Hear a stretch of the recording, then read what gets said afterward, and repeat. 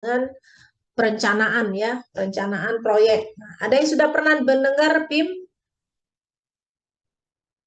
Ya, sudah pernah yang mungkin ada yang mengikuti Tekla ya, kemudian apa namanya yang lain ya. Jadi BIM ini sebenarnya teknologi, tidak hanya teknologi. Nah, ini ntar.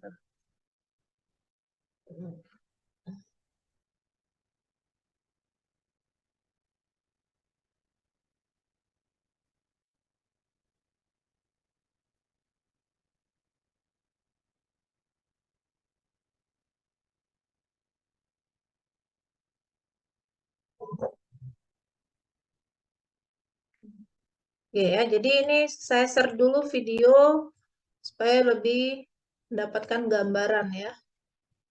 Hmm.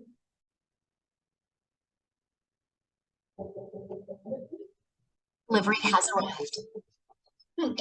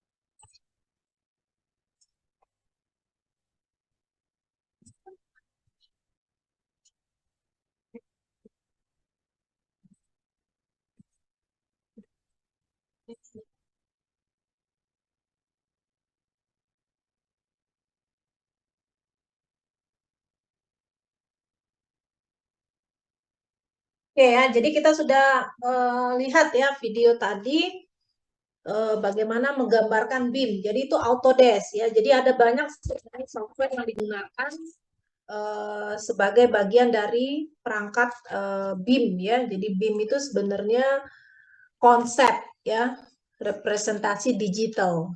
Nah, itu building information modeling. Jadi ada beberapa juga mahasiswa yang sudah research ya terkait dengan BIM, tapi riset yang benar-benar tentang apa namanya mengoperasionalkan dengan software itu baru di S2 ya, di S1 itu belum ya. Nah, itu jadi kalau ini nanti apa namanya menjadi riset penelitian kalian ya itu menjadi sangat maju sekali gitu ya. Nah itu jadi di proyek di lapangan itu sebenarnya untuk proyek yang lebih dari 2000 ya meter persegi itu sudah wajib menggunakan BIM. Nah itu aturannya ya. Jadi kalian harus bisa. Nanti kalau menghitung yang kalian lakukan tugas itu kan masih manual semua ya, membuat apa namanya eh, MS Project ya, kemudian menghitung RAB itu masih manual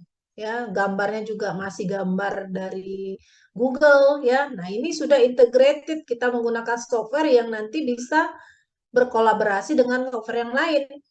Nah, itu jadi nanti sudah ada 3D-nya, nanti akan keluar kita mau keluar schedule kan keluar ya, mau cost ada gitu. Jadi dia sudah terintegrasi dengan baik gitu.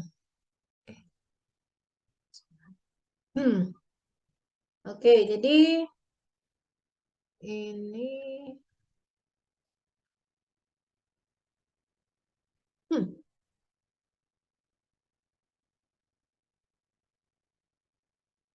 oke, jadi ini untuk ya tambahan sebenarnya pemahaman kalian ya. Dulu saya, ini kelihatan ini ya, sudah ini kelihatan ya. Nah ini Ada Bu dulu kelihatan. saya, oke, ini memang bahan slide yang saya dulu lama ya. Saya memberikan kuliah umum ya di Universitas Jambi dan Universitas Langlang Buana ya, kalau ada yang paham ini di Bandung tahun 2018. Jadi ini saya di Indonesia sebenarnya BIM ini eh, baru tenar itu 2017 ya, sejak adanya peraturan pemerintah yang menyatakan bahwa BIM itu akan wajib ya digunakan bagi proyek yang melebihi luasnya itu 2000 meter persegi. Nah, itu. Jadi kalau luasnya kurang dari itu tidak wajib. Nah, itu. Jadi kalau di luar negeri itu BIM ini sudah lama sekali. Dulu riset saya juga terkait tentang BIM ya.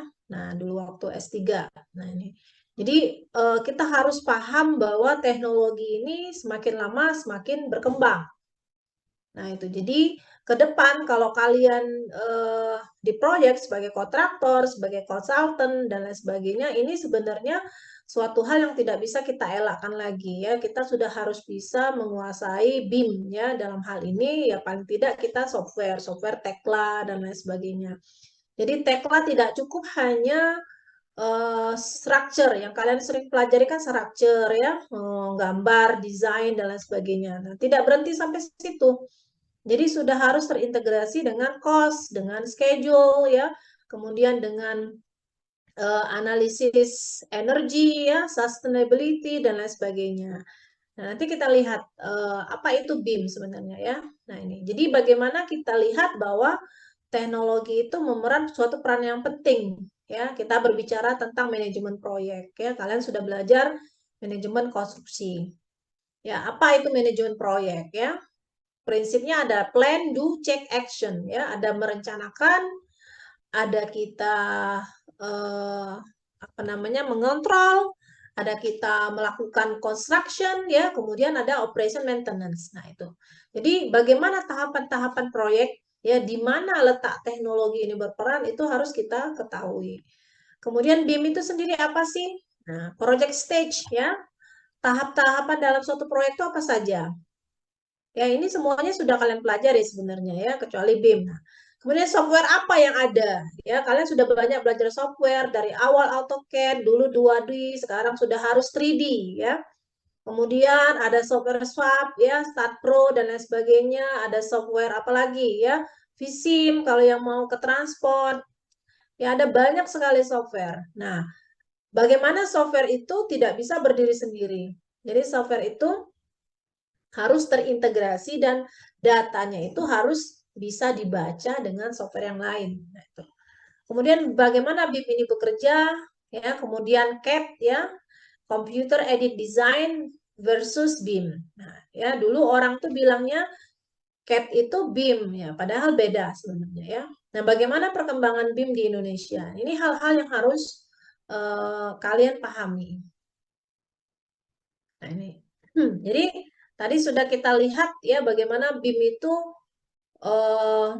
apa proses berperan ya. Nah, apa tujuannya BIM? Bagaimana BIM itu memberikan manfaat ya terhadap manajemen proyek, terhadap suatu life cycle suatu proyek dan lain sebagainya. Nah, ini kalau kita lihat masalah-masalah di lapangan ya, kalian mungkin belum akan apa namanya ngeh ya kalau memang belum pernah terjun ke lapangan. Ya, kalau orang yang sudah lama bekerja di lapangan, ya dia paham project manager dan lain sebagainya. Dia akan paham masalah-masalah yang di lapangan ini apa sih? Lack of productivity. Nah, ini menjadi penting ya, kurang produktivitas ya. Produktivitas kalau kita banyak menggunakan tenaga manusia ya. Nah, ini produktivitasnya pasti akan tergantung dari manusia tersebut. Ya, kalau kita menggunakan IT ya, IT yang advance pakai BIM, tentunya produktivitasnya akan lebih besar, lebih bertambah ya. Nah, ini kita lihat apa sih definisi productivity? Ya, productivity itu perbandingan antara besarnya output dengan input. Kalau output yang dihasilkan itu lebih besar daripada yang kita masukkan, maka dia productivity-nya artinya lebih baik. Ya, ini. Kemudian lack of information. Nah, ini ya, kurang informasi dalam suatu proyek. Ya, banyak sekali informasi-informasi yang harus di-share. Ya, banyak sekali pihak yang terlibat. Ya, bagaimana metode sharing informasi? Ya, kalau dulu cuma cukup dengan WhatsApp. WhatsApp tidak bisa menginformasikan ya, gambar bagaimana sharing informasi dan lain sebagainya. Ya, antara kontraktor, antara si owner ya, antar konsultan ya, kemudian perencana dan lain sebagainya, dia harus tukar menukar informasi yang terkait dengan project apa saja ya.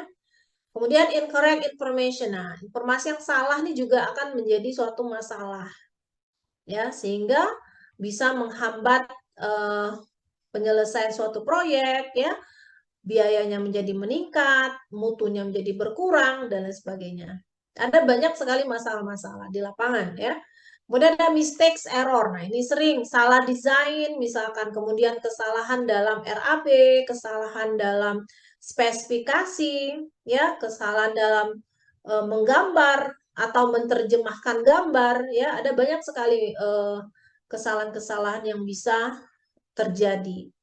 Kemudian data sharing. Nah, kita harus bisa men-share data ya antar berbagai stakeholder yang terlibat dalam suatu proyek.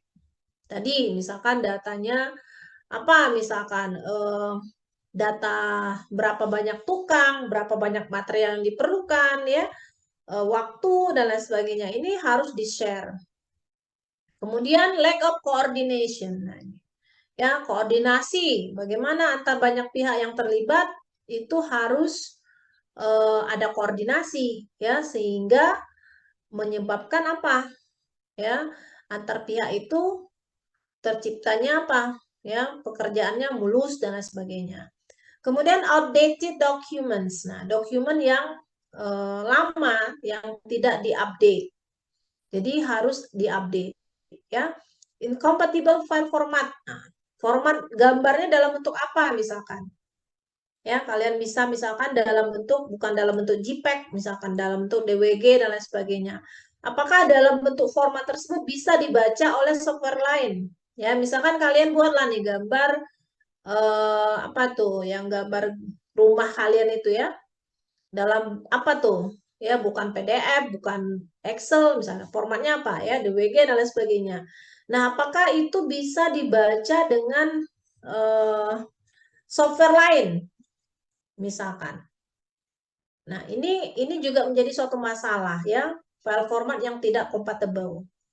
Kemudian paper based process. Nah, kita harus mengurangi paper ya. Sekarang serba online ya, tidak perlu harus di print dan lain sebagainya. Nah, ini tapi paper juga kadang-kadang apa penting ya untuk data, untuk apa namanya arsip dan lain sebagainya. Nah, ini masalah-masalah yang ada di lapangan. Nah, bagaimana kita itu bisa memecahkan masalah ini ya. Nah, kalau kita lihat life cycle suatu project, nah ini ya ada panjang sekali life cycle project itu mulai dari adanya kebutuhan needs ya. Oh, kita butuh bangunan nih, kita harus butuh jembatan ya. Kemudian project formulation process ya, kalau ada kebutuhan berarti kita paham ada kebutuhan ya. Kemudian kita menentukan nih ya, seperti apa nih proyek yang akan mau kita kerjakan ya, kebutuhannya apa. Tentunya setelah itu kita lakukan tahap perencanaan ya, planning proses. Nah, disinilah yang direncanakan. Apa yang direncanakan? Gambarnya, waktunya, mutunya, biayanya ya, ada pada tahap planning. Kemudian ada engineering design proses. Nah, ini. Kemudian kalau gambarnya sudah selesai, ya waktunya sudah jelas, siapa yang mengerjakan jelas, tentunya kita lakukan project construction. Ya, proses pelaksanaan konstruksinya harus segera dilakukan. Ya, nah kalau proyeknya itu sudah selesai, project completion, maka apa? Yang harus kita pikirkan adalah bagaimana bangunan ini beroperasional. Ya, bagaimana fasilitasnya itu, manajemennya, utility dan lain sebagainya. Nah, kalau di sini masa proyeknya itu umur bangunannya itu telah habis, ya maka kita bisa ada tahap yang namanya demolition. Demolition itu artinya bangunan itu misalkan usianya sudah 100 tahun ya. Artinya tidak bisa diperbarui lagi, maka dia harus demolish ya, dihancurkan. Nah, seperti itu. Jadi from cradle to grave ya, from cradle to grave artinya dari buaya ya sampai ke mati ya. Nah, ini tahapan suatu proyek seperti ini sebenarnya. Ya, mulai dari sampel anak bayi, dari dilahir dalam perut ya sampai dia mati. Prosesnya seperti itu proyek itu. Apa namanya? Siklusnya seperti itu. Ya, panjang. Nah, kalau kalian lihat juga dalam manajemen proyek ada banyak sekali pihak yang terlibat. Siapa saja? Ada klien, ya klien ini biasanya owner, ya owner yang butuh pekerjaan, ya yang memberi pekerjaan si owner. Ada kontraktor, ya yang mengerjakan. Ada project manager, ada arsitek, ada authorities, ada government, ada consultant, ada subcontractors, ada supplier, ada apalagi pihak bank, ya. Nah, ada banyak sekali pihak-pihak yang terlibat di sini. Dan semuanya itu butuh data tentang project. Ya, nah ini. Kalau kita lihat semuanya itu butuh data sharing ya, sharing information. Nah, ini. Jadi, kemudian dalam suatu proyek kita bisa lihat bahwa ada constraint. Ya, kalau kita proyek itu kan terbatas waktu proyek itu. Berapa lama sih waktunya? Ya, time. Kemudian berapa biayanya? Ya, ini project constraint. Ada scope. Scope-nya seperti apa nih? Seberapa coverage-nya? Seberapa besar? Ya, kemudian ada qualities. Ya, quality itu mutunya maunya seperti apa. Nah, ini dinamakan dengan project constraint, kendala suatu proyek ya, kendala triple constraint suatu proyek ya. Jadi kita itu harus dibatasi dengan waktu. Ya, mau berapa lama nih proyeknya? Ya, 1 tahun, 2 tahun, ya, biayanya berapa dan bagaimana spek dan kualitas. Nah, ini. Jadi ini constraint ya. Nah, Nah, ini evolusi kalau kita lihat ya, seperti ini. Nah, suatu produk. Nah, ini. Jadi kita bisa lihat kalau customer needs. Nah, ini misalkan yang si owner punya kerjaan nih. Ya, si owner tuh mau bangun gedung yang seperti ini misalkan. Ya, maunya owner. Ini ada di otaknya si owner. Ya, intinya harus warnanya merah, misalkan speknya merah, ya, yang sederhana, yang kuat, harus ada wheels-nya. Ya, artinya pakai roda. Nah, ini yang ada di otak si owner. Ya. Nah, owner ini kan harus menerjemahkan apa yang dia inginkan ini kepada si arsitek. Arsitek sebagai konsultan, ya, konsultan perencana. Ya. Nah, yang digambar arsitek itu seperti ini. Nah, arsitek ya sama pakai roda juga, ya. Warnanya merah, ya. Menurut arsitek ini sederhana, ya. Kemudian robust nih, kuat, kokoh. Nah, ini yang di otaknya si arsitek. Nah, artinya kan pikiran orang akan beda-beda. Ya enggak? Nah, kemudian apa yang akhirnya otomatis buat tuh seperti ini. Yang dia gambar tuh ini. Ya. Nah, kemudian dari ini, ya tentunya si kontraktor nih. Kontraktor buatnya seperti apa? Yang di otaknya kontraktor nih sama nih. What is the manufacturer expected to do? Yang dia harus kerjakan tuh seperti ini. Nah, ternyata yang dibangun ya itu yang seperti ini, ya. Sama juga warna merah, ya. Ada wheel-nya juga, ya. Simple, ada robust juga. Nah, apa yang bisa kita pelajari dari sini? Ya. Jadi bagaimana apalagi gedung, ya, gedung, infrastruktur itu kan kompleks. Ya, jadi harus jelas. Gambarnya harus jelas, speknya harus jelas, detailnya jelas, waktunya jelas, biayanya jelas, dan lain sebagainya. Sehingga antar masing pihak yang terlibat dalam suatu proyek itu tidak menerjemahkan hal yang berbeda. Ya, makanya perlu sharing data, ya, data sharing dan lain sebagainya. Nah, disinilah nanti perannya BIM itu. Ya, nah ini. Jadi kita harus, inilah kenapa perlu IT. Ya, teknologi itu menjadi suatu hal yang wajib, ya. Nah itu karena bisa mempercepat pelaksanaan proyek tadi. Nah ini, jadi konsep BIM itu sudah sejak ada, ya, sudah ada lama sejak tahun 70, ya, 70-an. Nah ini ada Autodesk, ya, yang paling sering nih Autodesk, ya, pakai Revit. Nah, Ibu juga mahasiswa dulu, ya, yang S2 juga BIM itu dengan Autodesk, dengan Revit. Nah, ya, biasanya banyak pelatihan-pelatihan terkait dengan BIM ini Revit, ya. Nah, ini mahal, ya, mahal sekali. Jadi kalau kalian dapat misalnya di jurusan mengadakan yang gratis, ya, ambil, ya. Itu karena kesempatan itu tadi. Ya, kalau kita mau kerja, kita harus punya nilai jual, nilai tambah. Kalau cuman mengandalkan IPK saja, tidak ada sertifikat, tidak ada ini, ya nanti dulu. Ya, jadi kalau ada pelatihan-pelatihan yang sifatnya gratis, yang bayar juga nggak terlalu mahal, ataupun yang mahal kalau ada duit, ya. Jadi penting itu. Kita itu jangan cuman mengandalkan IPK, ya, harus punya skill, harus punya keterampilan yang lain, ya, sehingga kita tuh kalau bersaing dengan orang lain, ya, kita itu mampu gitu. Nah itu, jadi harus ada nilai lebih, nilai plus. Ini ya. Kemudian,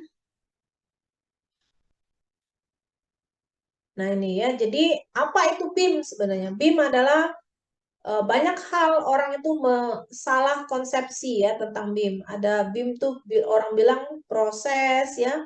BIM itu software atau hanya 3D. Nah, ini padahal BIM itu tidak hanya ini, ya. Nah, ini. Kemudian ini BIM, ya. BIM itu apa? Ya, is more than collection of all building data. Nah, jadi lebih dari sekedar database.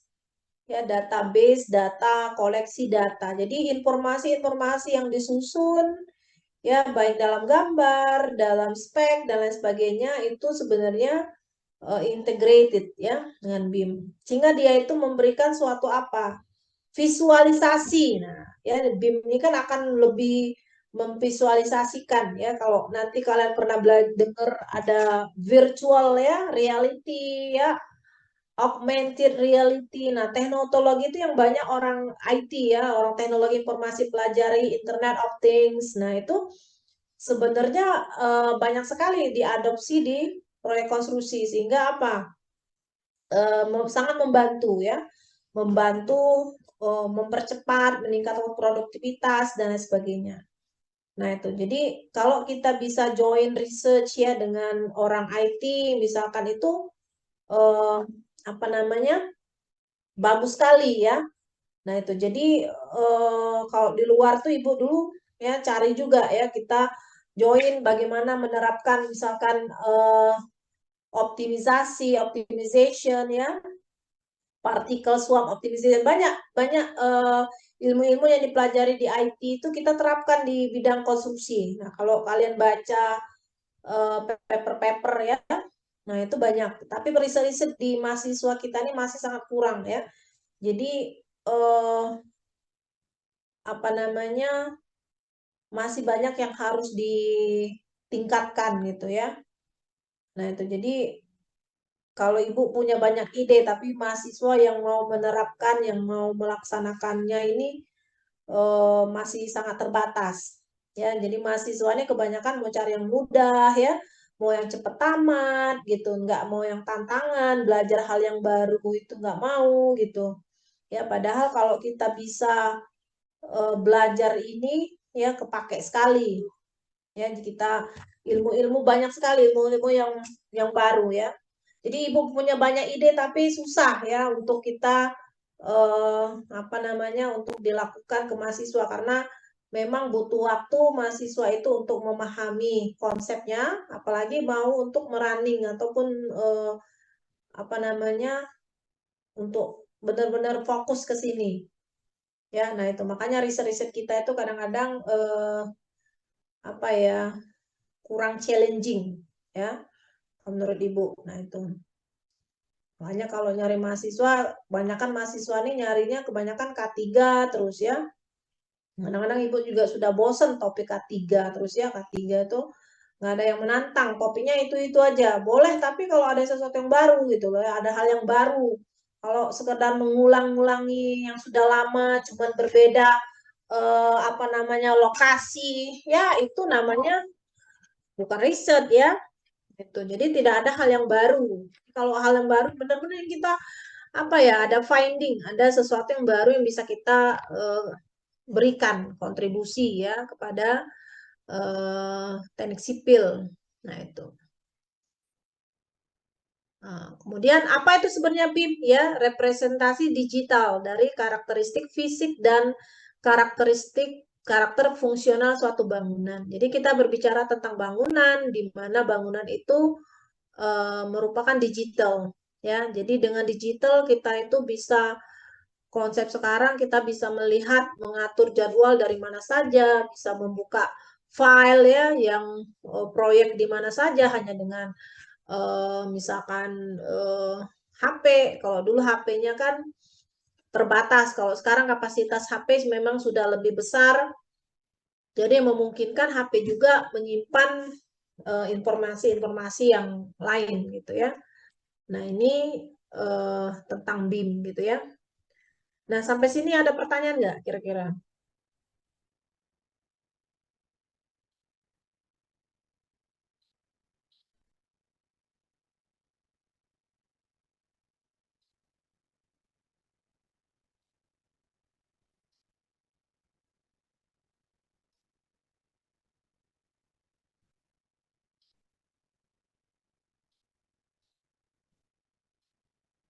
Ya.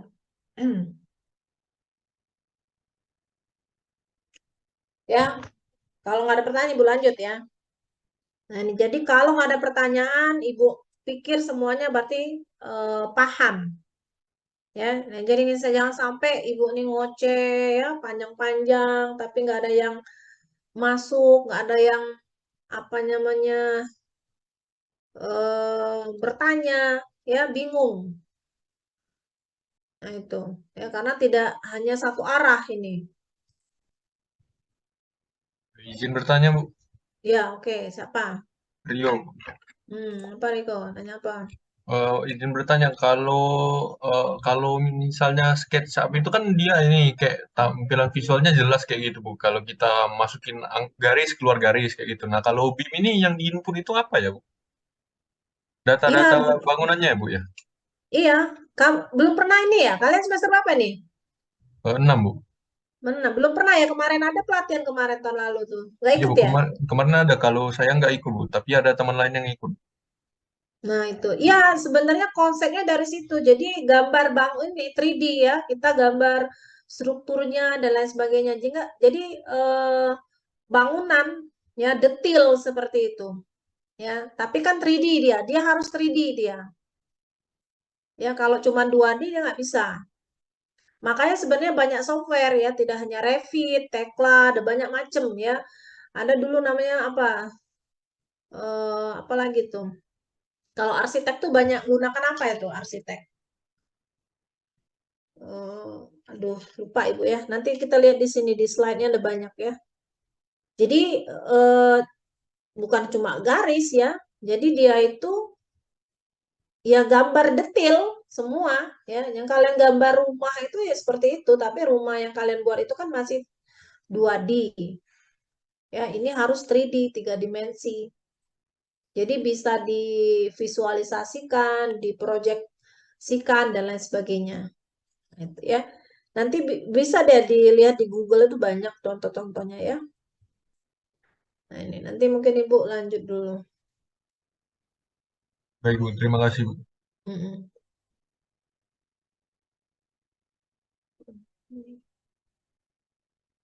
Nah, ini ya. Jadi eh nah ini. Jadi BIM itu ada banyak sih kalau kalian lihat pengertian BIM ya. Nah, itu BIM itu apa sih yang paling tepat menurut apa namanya? Autodesk dia tuh ya. Jadi sebenarnya representasi digital. Nah, ini kalau ini BIM dianggap sebagai repository terpusat. Nah, yang memungkinkan semua orang yang terlibat dalam proyek itu mengakses. Nah, jadi apa ya bahasa mudahnya tuh data ya.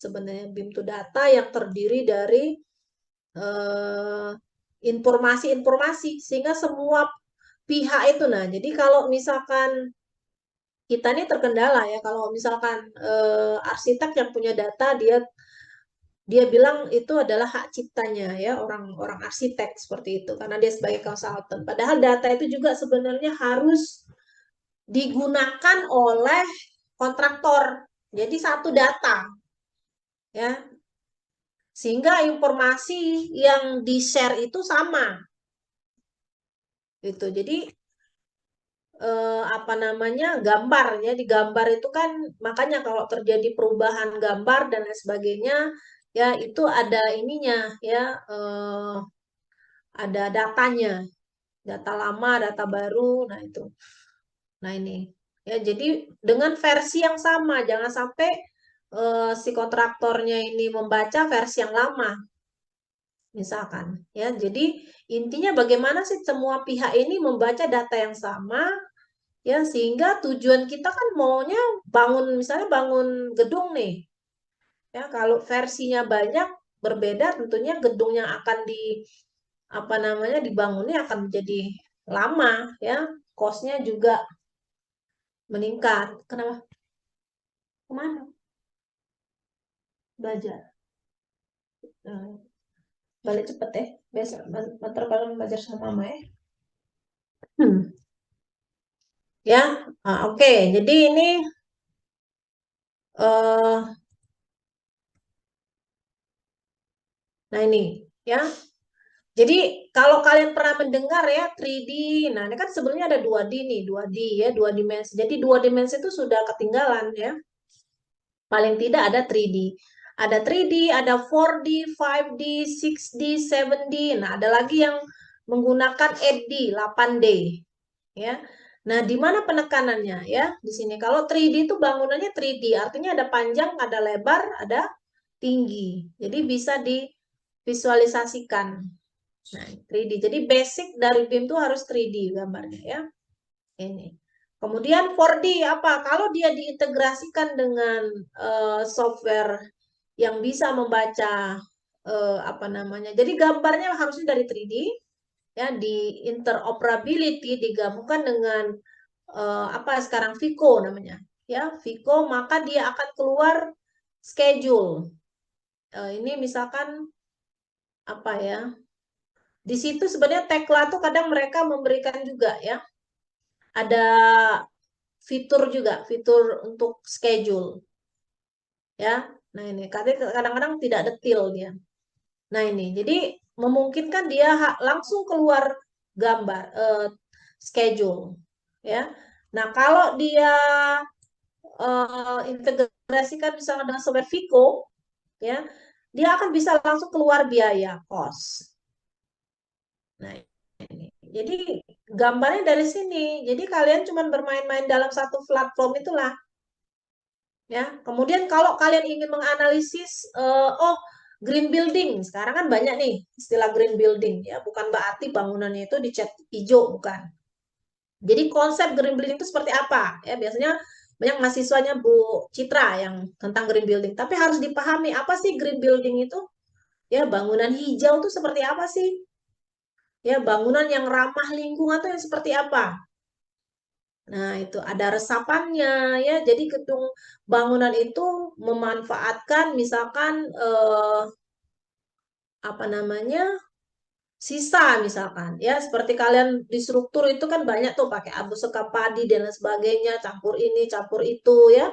Tujuannya untuk apa sih? Tujuannya untuk memanfaatkan barang sisa kan yang masih bisa dimanfaatkan. Nah, tujuannya kan menghasilkan produk yang masih bisa digunakan, tapi mungkin kuat tekannya juga lebih kurang, ya. Tapi kita bisa gunakan itu untuk apa? Misalkan untuk apa? Untuk jalan, misalnya jalan yang kekuatannya tidak terlalu besar dan lain sebagainya. Nah, itu kan tujuannya ke situ. Jadi konsepnya green building. Nah, jadi kalau kita ingin, nah sekarang kan bangunan Indonesia kan banyak yang apa namanya, semuanya pakai AC, ya. Kita nggak bisa hidup tanpa AC misalkan. Ya, semua bangunan Indonesia tuh, padahal AC itu sebenarnya apa? Ya, global warming ya,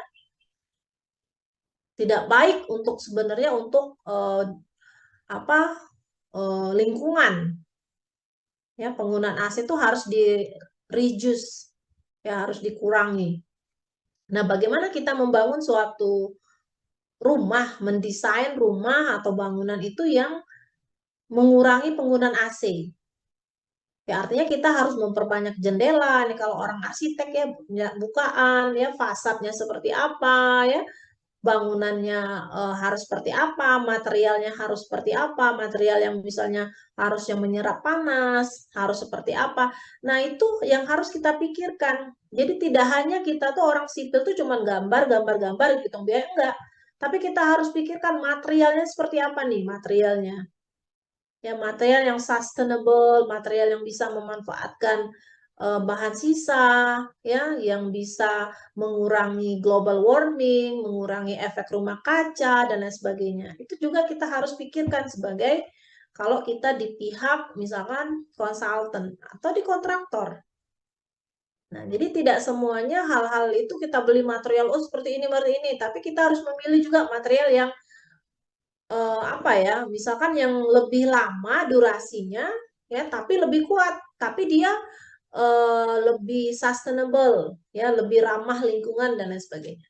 Nah, ini konsep-konsep ini sudah harus kita pikirkan sejak kita pada saat desain, ya. Nah, itu. Kemudian 7D, 7D ini apa sih? 7D ini bagaimana ininya konsep operation maintenance-nya. Nah, ini maintenance-nya mau seperti apa? Kita ini kebanyakan cuman bangun, bisanya kita membangun. Tapi kita tidak pernah memikirkan bagaimana nih operasional maintenance-nya. Ya, karena maintenance itu biayanya jauh lebih besar nanti. ketimbang kita membangun. Ya, maintenance itu merawat itu ada biaya pemeliharaan ya, pemeliharaan apa namanya rutin ya, ada pemeliharaan berkala dan lain sebagainya. Nah ini, jadi tahapannya ada pre-design, schematic design, design development, ya, construction document, ya, construction stage. Nah as-build, as-build ini yang dibangun yang seperti apa. Nah ini dimensi dari BIM, ya. Kemudian, nah ini, jadi kalau kita lihat seperti ini ya, yang digambar ini nih, ya, ini kan kita bisa visualisasi itu dengan menggunakan warna yang berbeda-beda untuk kita bisa melihat ya. Oh ini kolom yang ini, kolom yang ini ya. Nah ini kelebihannya dengan 3D. Kita bisa puter-puter ya, kita bisa visualisasikan ya. Kalau ada kesalahan misalnya sambungan, kita bisa lihat, sudah bisa kita detect di gambar. Sehingga volumenya kan bisa cepat kita hitung ini sebenarnya. Ya kan? Prinsipnya kita menghitung itu kan harus ada volume. Volumenya kan sudah bisa eh, kita ketahui kan? Ya, pakai balok apa, ya, pakai baja apa dan lain sebagainya. Nah, ini kita bisa modelkan, ya. Modelkan kalau pakai virtual reality ya, augmented reality itu kita bisa tahu kalau terjadi clash detection misalnya terjadi apa namanya? Kesalahan ya, atau terjadi clash antar sambungan dan lain sebagainya, itu sudah bisa kelihatan pada saat bangunan ini dimodelkan. Ya, makanya bangunan itu kan dimodel, modeling. Ya. Karena dengan modeling itu sudah kita bisa melihat, oh bentuknya ini seperti ini nih perspektifnya. Ya, nah itu yang sering digunakan pakai SketchUp ya. SketchUp bisa nggak integratif juga? SketchUp rasanya belum ya. Nah, makanya kalau kalian itu bisa ya punya skill sampai ke sini, nah itu kan banyak kepake nanti. Ya, jadi nilai tambah kalau kalian itu nanti kerjanya misalkan di ya, BUMN lah ya, waskita misalkan dan lain sebagainya. Jadi sebenarnya BIM itu tidak hanya pada bangunan sih, sebenarnya BIM itu juga dipakai untuk jalan dan lain sebagainya ya. Nah itu tadi. Nah ini kan ada banyak sih owner yang apa stakeholder ya, ada site manager seperti yang Ibu bilang tadi ya. Nah ini dalam satu frame-nya dia hanya melihat BIM. Ya baca gambar, dulu baca gambar tuh harus di apa namanya dicetak kertas karkil dulu ya, di apa namanya gambar besar-besar. Nah sekarang teknologinya kan sudah bisa di zoom ya dengan apa namanya dengan komputer ya. Nah, tapi itu kan dia itu tadi ya BIM ini kan mahal ya, software ini kan mahal. Itu tadi. Jadi tidak boleh yang kalian yang pernah kami apa? Kami kan di training dulu kemarin BIM itu ya. Sebelum kami memberikan mengajarkan kepada mahasiswa itu kan harus di training dulu. Nah, setelah di training itu eh, kita dapat license ya. Nah, license. Jadi BIM yang digunakan untuk apa namanya universitas itu tidak bisa dijadikan komersil. Nah, itu ya. Jadi ketahuan nanti. Jadi hanya untuk belajar, hanya untuk pendidikan. Jadi kalau kita pakai untuk proyek itu ada ininya ya, kedetek. Nah, itu. Jadi kalau kita kedetek itu kita nggak boleh kena denda. Ya, jadi ada license-nya untuk industri, memang digunakan untuk industri proyek ya. Nah, ada untuk memang belajar, biasanya perusahaan-perusahaan itu kan punya apa namanya ya, tanggung jawab lah ya, punya biaya apa namanya, apa tuh dana lah ya untuk pendidikan dan lain sebagainya. Nah itulah ya perannya mereka harus bisa men-share itu ke dunia pendidikan ya. Jangan sampai kita nih kebanyakan dari kita kan itu nggak bisa ya. Makanya kadang-kadang orang tuh merendahkan ya lulusan Unsri ya karena apa namanya tidak bisa apa-apa. Ya, IPK-nya besar ya, IPK-nya 4 sampai 5 ya. Tapi di lapangan nggak bisa apa-apa, baca gambar pun nggak bisa. Boro-boro mau apa? Mau tentang BIM ya. Nah, seperti itu. Jadi kadang-kadang itu tadi ya, memang benar-benar yang diharapkan orang tuh kan skill kalau sudah di lapangan ya. Nah, itu. Jadi bagaimana kita tuh punya bekal ya. Makanya kalau ada pelatihan, kalau ada sertifikasi K3 dan lain sebagainya itu sebenarnya ambil ya, karena kesempatan kita itu di CV kita tulis banyak-banyaknya. CV itu ikut pelatihan ini, dapat itu. Itulah nilai-nilai poin kita ya. Kalau hanya mengandalkan IPK ya nggak bisa ya, nggak akan cukup gitu ya. Kalau kita mau bersaing lebih ini lagi ya, kompetitif. Nah itu. Nah ini. Jadi masalah tadi sama ya.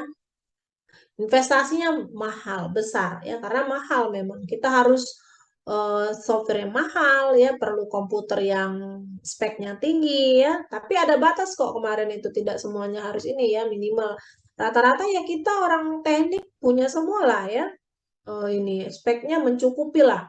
Ya karena kan kalian sudah apa pakai AutoCAD ya. Nah itu. Jadi rata-rata kemarin itu banyak yang nggak mau ikut karena speknya komputernya masa, gara-gara komputer gitu kan.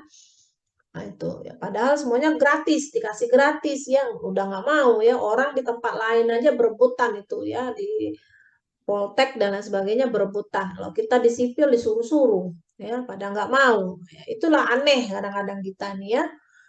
Nah itu udah dikasih gratis, pada nggak mau ya, boro-boro bayar. Ya, jadi kalau beli HP mahal-mahal bisa ada duit. Nah, itu. Ya, jalan-jalan, foto-foto ya bisa. Tapi kalau untuk hal-hal yang meningkatkan kompetensi ya, hitung-hitungan. Nah, itu. Ya, jadi jangan seperti itu ya. Kalau saya ini beli buku sebanyak-banyaknya ya orangnya. Kalau penampilan biasa aja.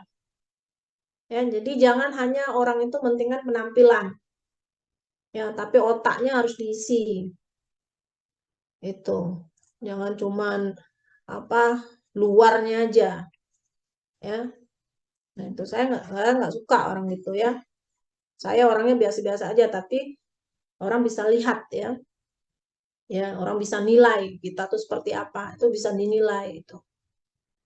Ya, jadi penampilan itu boleh, tapi ya eh, bukan jadi hal yang utama gitu ya. Nah, ini kemudian ini BIM for construction. Nah, ini kita bisa lihat nih ya untuk visualisasi dari model konseptual design, nah detail design, nah ini gambarnya sudah detail. Ya, analisis, nah dokumentasi. Ya, jadi kita semuanya ini didokumentasikan. Semua file-file itu harus ada terdokumentasi dengan baik.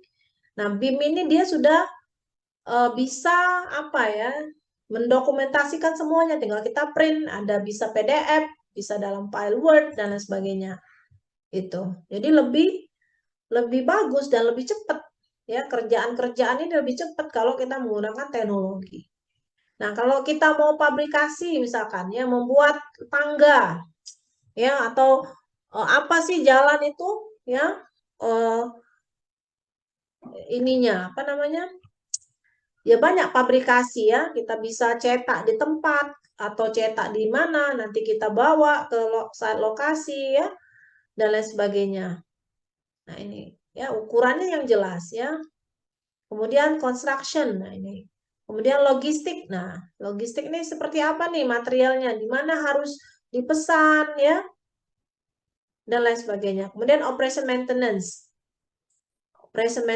kemudian demolition. Nah, demolition. Jadi ada umur layannya. Jadi misalkan Ampera itu tahun berapa dibangunnya?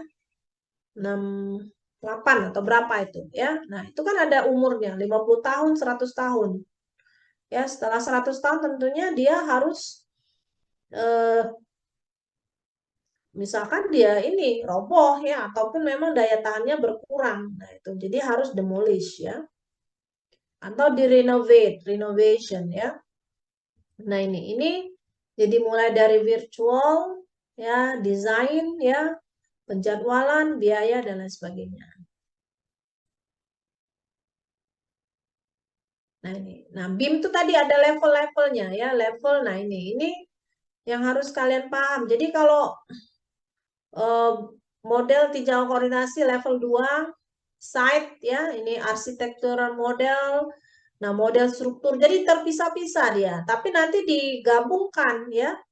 Nah, ini kan bisa nanti ya. Kalian hanya ingin melihat model strukturnya saja karena ingin melihat kekuatannya ya. Nah, ini tampil ya. Atau hanya dari sisi arsitekturalnya atau hanya dari site-nya saja nih ya. Layoutnya bisa, service model. Nah, ini. Atau kalian gabungkan semua sehingga membentuk suatu koordinasi. Nah, ini bisa kita modelkan semua ya. Nah, ini. Ya, masih sekarang kan pinter-pinter ya, cepet belajar yang hal-hal seperti ini. Jadi jangan kalau ada kesempatan itu jangan disia-siakan ya.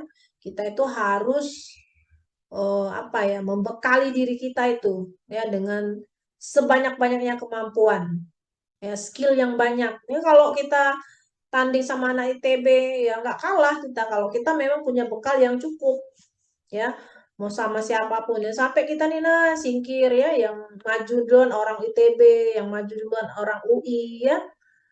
Nah, itu jangan, kita nggak kalah. Makanya kadang-kadang alumni USRI sebenarnya nggak kalah ya, tapi nggak banyak juga yang muncul ya. Kalau satu muncul baru rame gitu loh, padahal sebenarnya kita punya banyak potensi ya. Nah, itu jadi apa ya, kepercayaan diri itu penting tapi dibekali ilmu ya, karena ibu ini sudah kemana-mana ya, sudah banyak temen ya, dari TBU biasa saja lama-lama ya.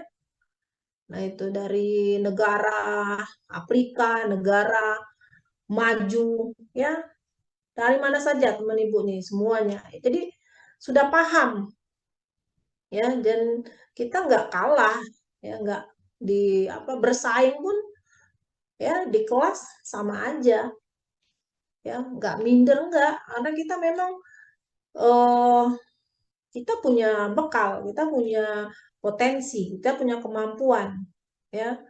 Nah, tinggal itu tadi ya, rasa percaya diri kita punya. Kalau kita mampu, kita harus pede ya, harus confidence. Nah, itu confident itu penting gitu. Nah, itu ya, jadi saya dulu malu juga, saya dulu orang nggak pedean ya. Nah, tapi setelah sekolah keluar itu pede ya. Kalau nggak pede malu lah kita ya.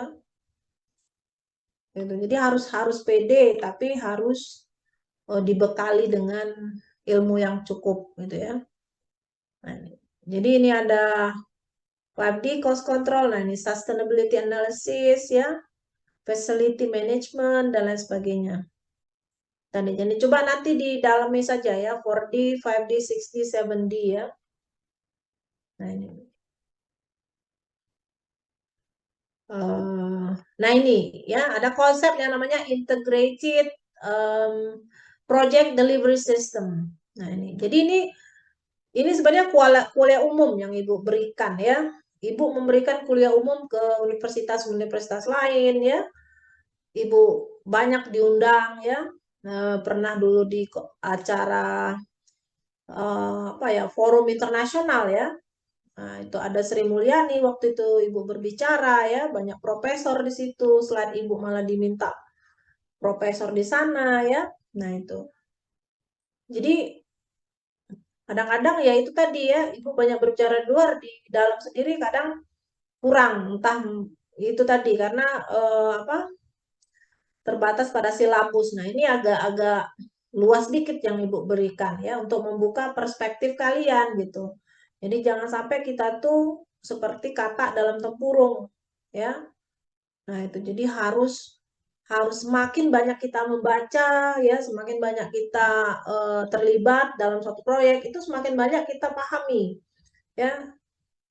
Gitu. Jadi ibu ini orangnya nggak pernah berhenti belajar ya, sampai sekarang tiap hari pasti baca ya. Kadang-kadang baca, oh ini malah nggak tahu ya, baca lagi, baca lagi. Jadi makin banyak kita membaca, makin banyak hal yang kita tidak tahu sebenarnya ya. Dulu saya ke Korea ya, Korea 2 bulan dibayarin ya oleh profesornya. 2 bulan saya belajar itu tentang free form building, hal yang baru sekali, tidak pernah dipelajari sebelumnya ya. Jadi dibayarin ya, diongkosin ya, di belajar, dapat paper, kita belajar, dapat ilmu ya. Nah, jadi ternyata banyak sekali hal yang kita tidak tahu gitu ya. Di Korea ternyata apa namanya, teknologinya sudah canggih sekali terkait dengan hak cipta ya. Bagaimana mereka menciptakan suatu free form building, artinya bangunan yang bebas bentuknya ya. Kalau kita lihat bangunan-bangunan kita ini kan Mbak, biasa, bangunan biasa ya, itu bebas, itu bebas artinya ya, bentuknya macam-macam, ada yang bulat, ada yang seperti apa gitu ya. Kalau lihat bangunan-bangunan di Korea, gedung apa itu ya, nah itu free form itu. Bagaimana kita, banyak hal yang kita pikirkan, konstruksinya seperti apa ya,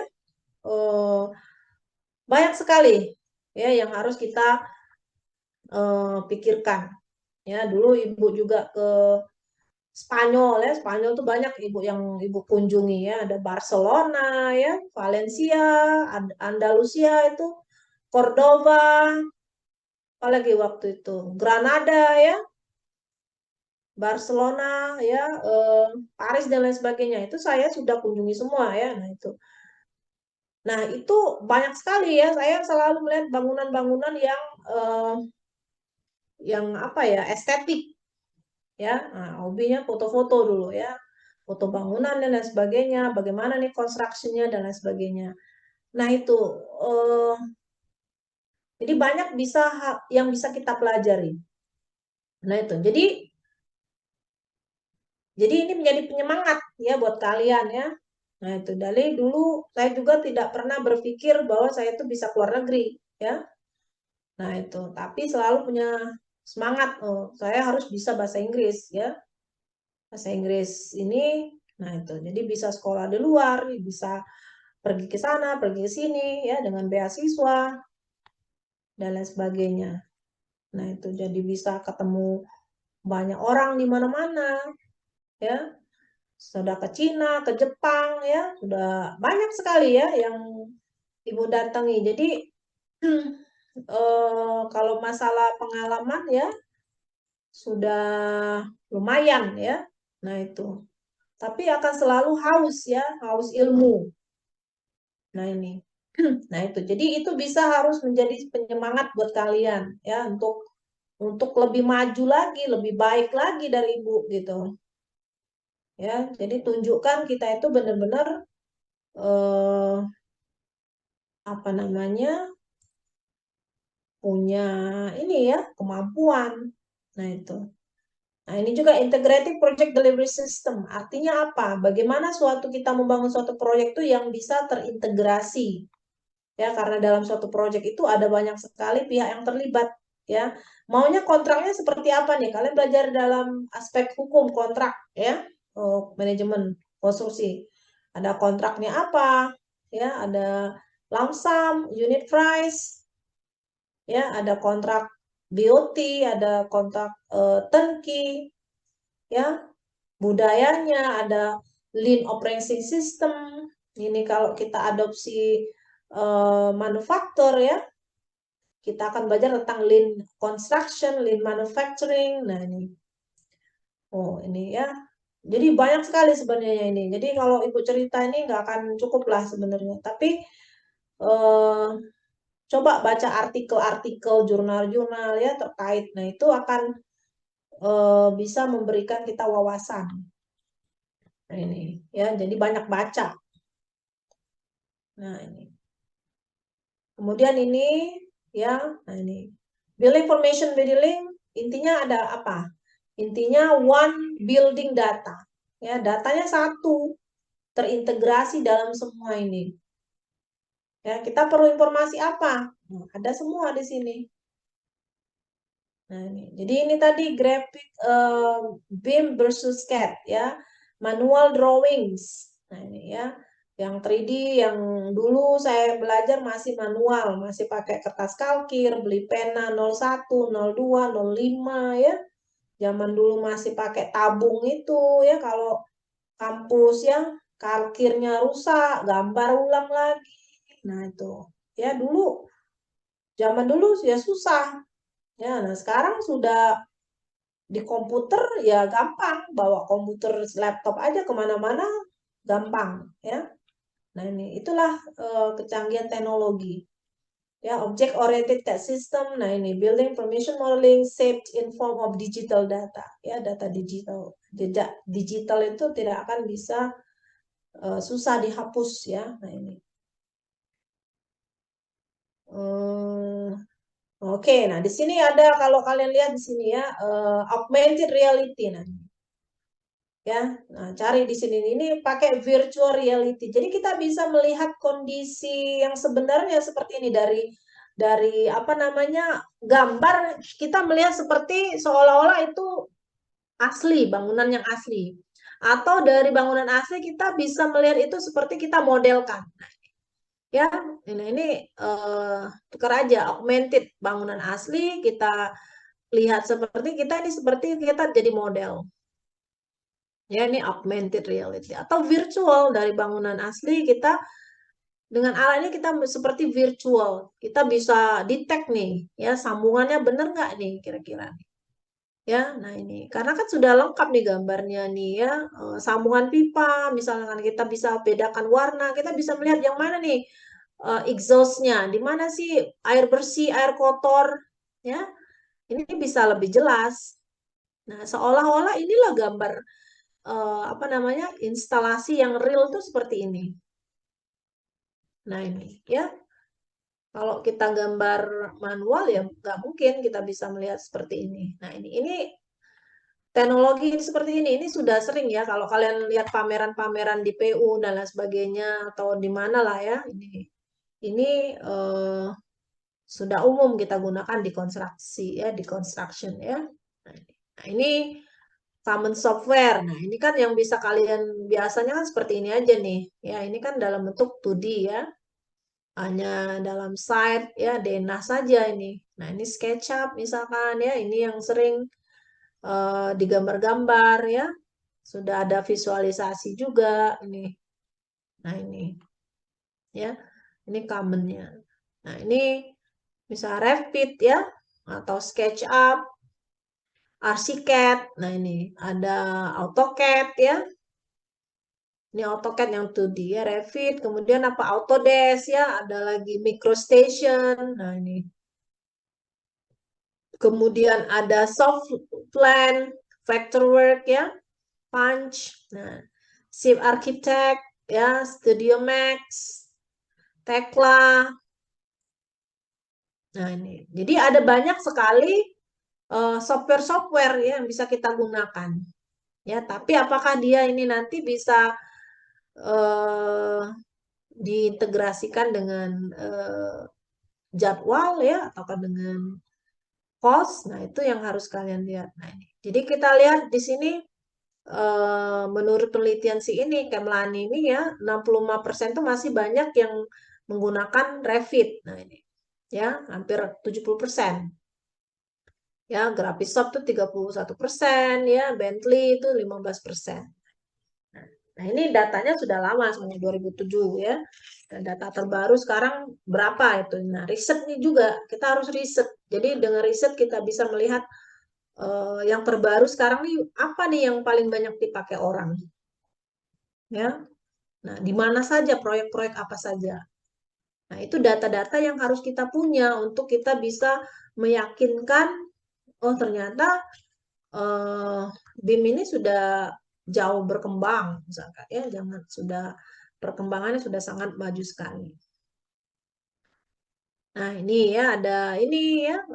Nah, Wines dulu Wines ya. Wines ini untuk apa namanya? Cost ya. Nah, ini Vico nih, Vico. Ya, bukan Pepe Pico ya. Nah, Vico nih untuk cost estimating. Nah, ini ya. Pabrikasi ya kalau kita bisa ya nyusun sama kayak Lego lah ya. Lego kita susun-susun menjadi suatu bangunan ya. Operate, construction ya, construction job. Nah, ini ya Trimble yang sekarang nih. Nah, ya. Nah, ini softwarenya. Di mana software ini? Misalnya pada saat desain ya, itu banyak Revit, Bentley, Archicad, Onuma System ya. Beda pada saat construction itu Okodomus, Latista ya. Commissioning itu Pela System, Facility Operation Management Archibas ya, Proteus. Nah, ini. Nah, ini ada banyak sekali software ya. Kita tidak harus mempelajari semua, tapi kita cukup tahu gitu ya. Paling tidak kita punya satu lah yang kita bisa kuasai. Nah, itu sudah cukup ya karena semuanya mungkin prinsip dasarnya pasti sama, beda-beda sedikit kalau ya.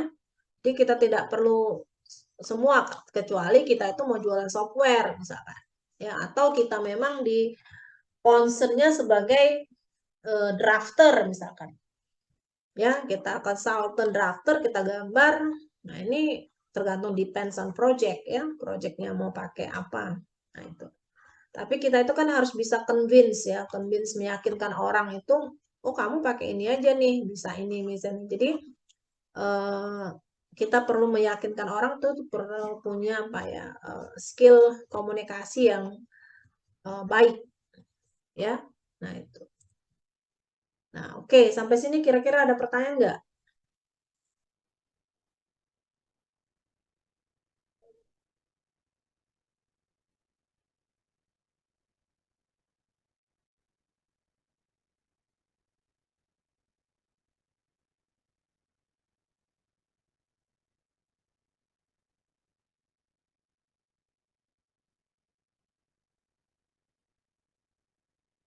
Nggak ada pertanyaan?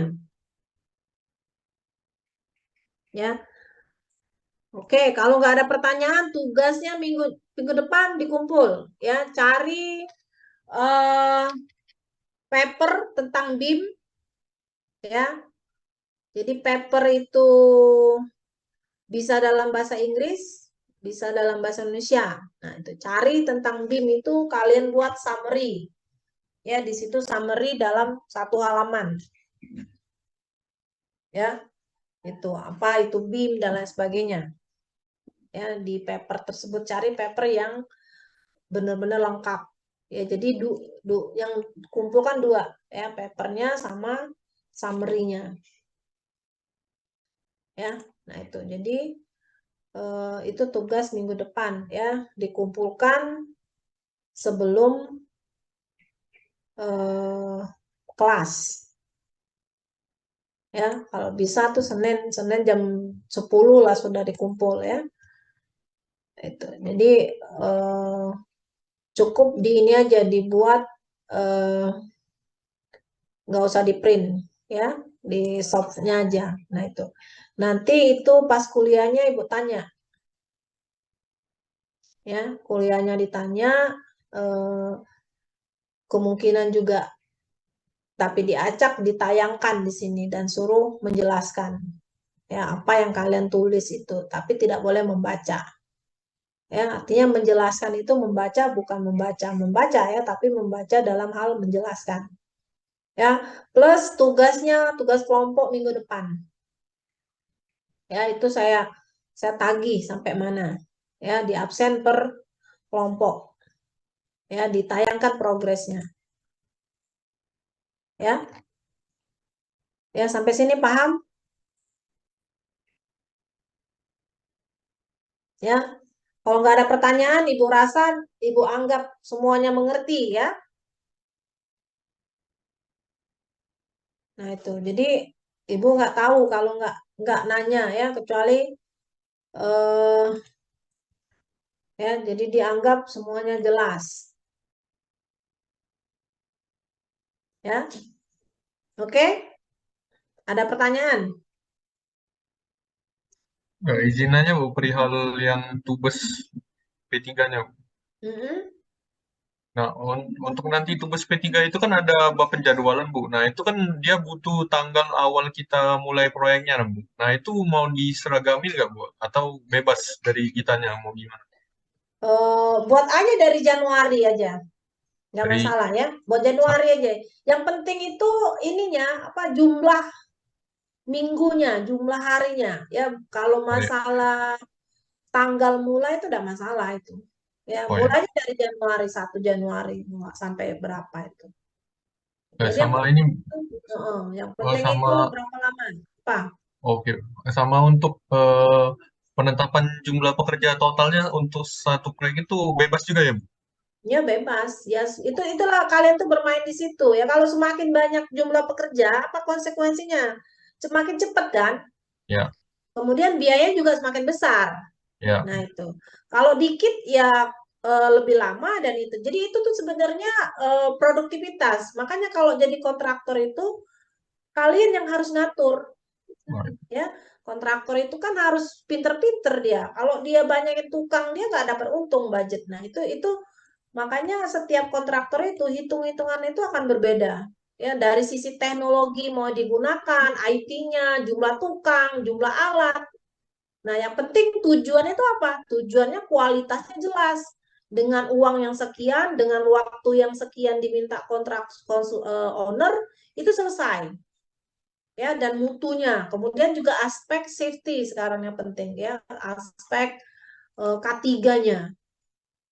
Itu yang diinginkan dicari dari kontraktor ya. Kalau masalah jumlah ini itulah resource leveling namanya. Jadi makin sering kontraktor itu punya experience, dia akan makin bisa apa ya, pinter memain-mainkan itu.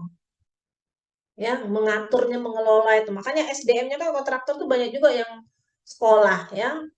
Nah, itu karena untuk itu tadi makin banyak dia pengalaman, makin dia bisa mengatur keuangan ya karena kaitannya pasti dengan ini profit ya, profit perusahaan.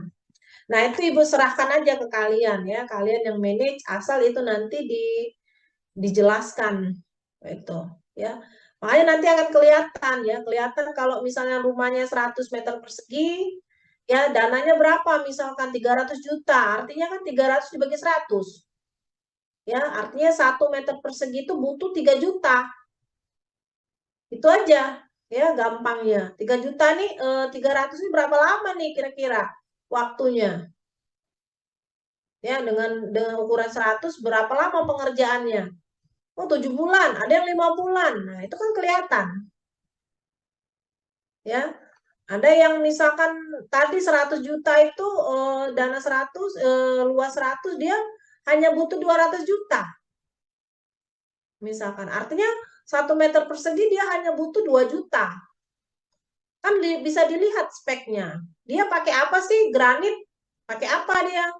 Lantainya pakai apa dia? Berapa tukangnya kan bisa kelihatan itu. Ya. Nah, itu. Jadi tidak masalah asal dia tuh ada range yang wajar. Makanya kontraktor itu kan ada batas ininya ada tuh. Batas minimal dan batas maksimal sehingga dia bisa melihat oh ini dia masih bisa untung nih dengan harga sekian. Nah, kalau dia kemahalan tentunya nggak ada yang mau nih kontrak owner ya. Kalau dia bangunnya mahal, misalkan ya mau dia mau jual berapa lagi tuh misalkan. Ya, makanya itu ini masih dasar, step dasar. Kalau nanti sudah sering kita akan terbiasa.